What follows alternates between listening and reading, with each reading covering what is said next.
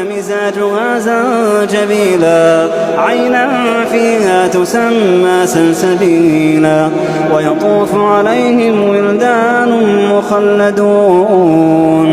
إذا رأيتهم حسبتهم لؤلؤا منثورا وإذا رأيت ثم رأيت نعيما وملكا كبيرا وإذا رأيت ثم رأيت نعيما